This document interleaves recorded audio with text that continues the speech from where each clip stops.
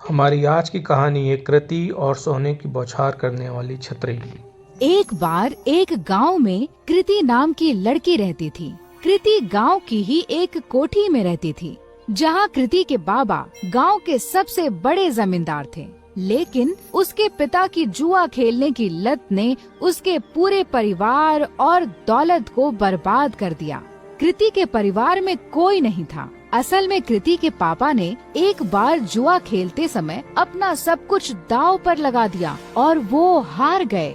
जुए में हारने पर दौलत तो गई ही गई, साथ ही साथ कृति की माँ ने भी तंग आकर जहर खा लिया। कृति की माँ के बाद उसके पिता भी ज्यादा दिन नहीं जिए और ज्यादा शराब पीने से उनका लिवर फेल हो गया और उनकी मौत हो गई। अपने पिता की इस जुए की आदत का सबसे बड़ा शिकार बनी अनाथ कृति। उस बेचारी का क्या दोष था?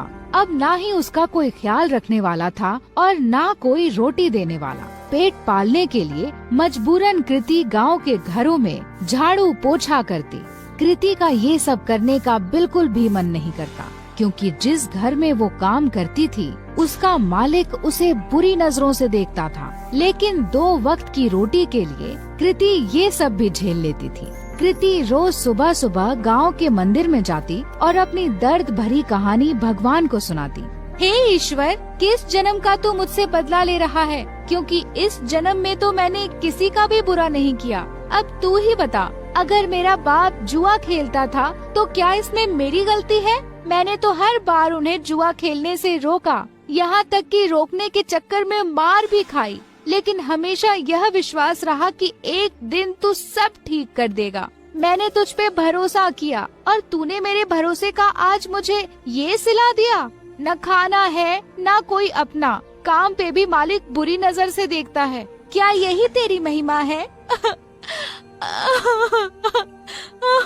कृति की आंखों में आंसू भर आए और वो वहीं बैठकर फूट फूट कर रोने लगी। लेकिन कृति ने आंसू पोंछे और वहाँ से उठकर जाने लगी कि तभी उस मंदिर के बाहर एक बूढ़ा आदमी दिखा जो उसे घूर रहा था। कृति को लगा कि ऐसे ही कोई भिखारी होगा जो उसे रोता हुआ देखकर घूर रहा हो। कृति उस पर बिना ध्यान दिए वहाँ से तुरंत अपने घर चलती बनी। लेकिन अब तो उस बूढ़े आदमी की कृति को देखने की आदत पड़ गई थी। जब भी कृति मंदिर जाती और भगवान को अपनी आप बीती बताती, वो बूढ़ा वहीं खड़ा उसकी बातें सुनता और उसे घूरा करता, लेकिन कभी मंदिर के बाहर कृति का पीछा नहीं करता। कृति को लगा कि वो बेचारा भीख की आस में उसे देखा करता है। कृति के पास कोई बहुत ज्यादा पैसे नहीं थे, फिर भी वो दान पुण्य करने में बिल्कुल भी हिचकिचाती नहीं थी।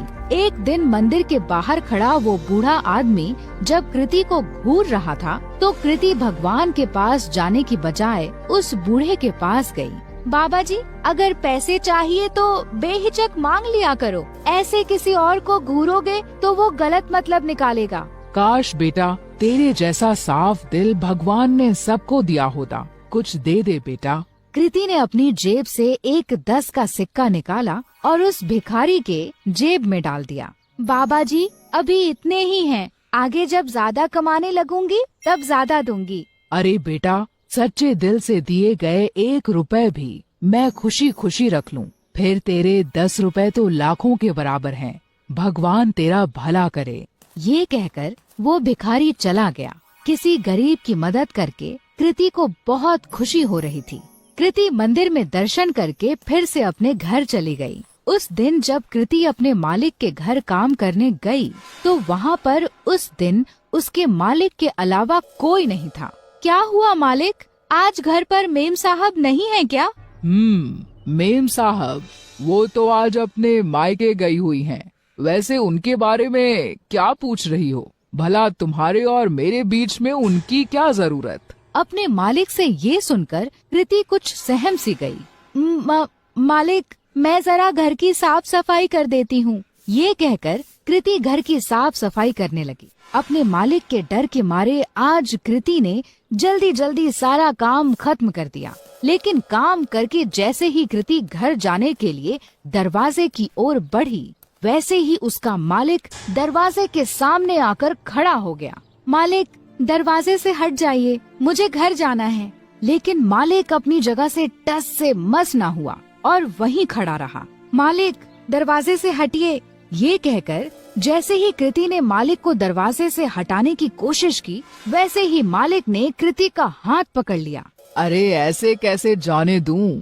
आज तो मौका मिला है मुझे, बीवी भी घर पर नहीं है, आज तो तुझे नहीं जाने दूंगा। ये कहकर मालिक तुरंत कृति पर लपका। डरी सहमी कृति तुरंत अपनी इज्जत बचाने के लिए भागी, लेकिन उसका मालिक उसका पीछा नहीं छोड़ रहा था।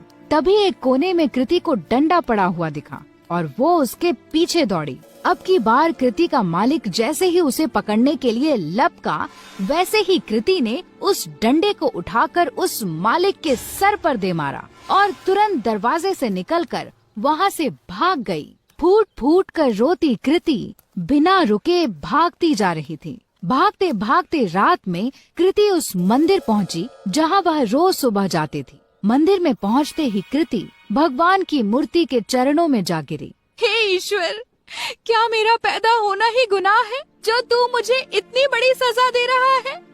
क्या गरीब और लाचार होने की यही सजा होती है कि कोई भी आकर हमारी इज्जत पर हाथ डाले?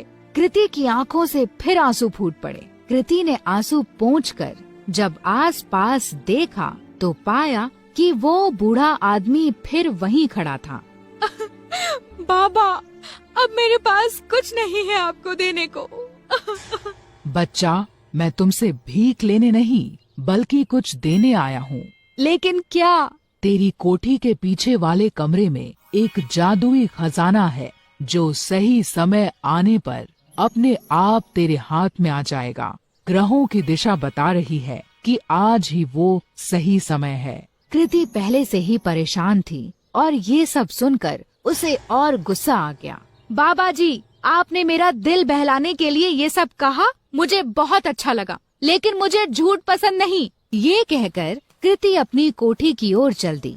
उसे बार बार ये डर सताए जा रहा था कि अगर उसका मालिक बेहोशी से उठ गया तो उसे जिंदा नहीं छोड़ेगा। वहीं दूसरी ओर उसके दिमाग में उस बूढ़े भिखारी की भी बात चल रही थी। घर पहुँचते पहुँचते आसमान में बादल छा चुके थे और ऐसा लग रहा था कि मानो जैसे बहुत जोर की बारिश होने वाली है। कृति के कोठी में पहुँचने के कुछ देर बाद ही बारिश शुरू हो गई।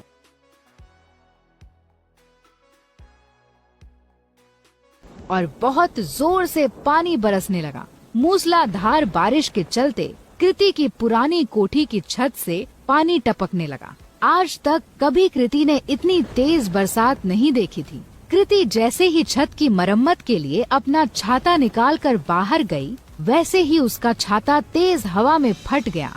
परेशान कृति फिर अंदर आई और सर ढकने के लिए कुछ ढूंढने लगी। आगे कुछ ना मिलने पर वो कोठी के पिछले हिस्से में चली गई, जहाँ उसके बाबा का पुराना कबाड़ रखा था। ढूंढते ढूंढते उसी कबाड़ में कृति को एक छाता मिला। चलो इसी से काम चलाया जाए। ये कहकर कृति मरम्मत का सामान लेकर जैसे ही बारिश में बाहर निकली, बारिश की बूंदें पड़ते ही उस छाते से सोने के सिक्कों की बरसात होने लगी। कृति को ये सब देखकर अपनी आंखों पर विश्वास नहीं हुआ कि उस बूढ़े भिखारी की बात सच निकली। कृति उन सिक्कों को समेटकर अंदर कमरे में आ गई और उसने उन्हें गौर से देखा तो उन्हें सोने का पाया। खुशी से पागल कृति की आंखों में आंसू आ गए। अब मुझे अपने मालिक के जैसे गंदे लोगों के लिए काम करने की जरूरत नहीं। कृति ने उसी रात अपना सामान बांधा और इस गांव को छोड़कर उस छाते के साथ निकल गई। एक दूर बड़े शहर में जाकर उन सोने के सिक्कों को बेचकर कृति को खूब पैसे मिले, जिससे उसने एक घर, एक गाड़ी और अपनी सारी ख्वाहिशें पूरी कर ली। यही नहीं, उसने अपना खुद का बिजनेस ही शुरू कर दिया। इस तरह कृति की सारी गरीबी उस जादुई छाते ने दूर कर दी और अपने गंदे मालिक से बहुत दूर कृति सुकून से अपनी जिंदगी जीने लगी।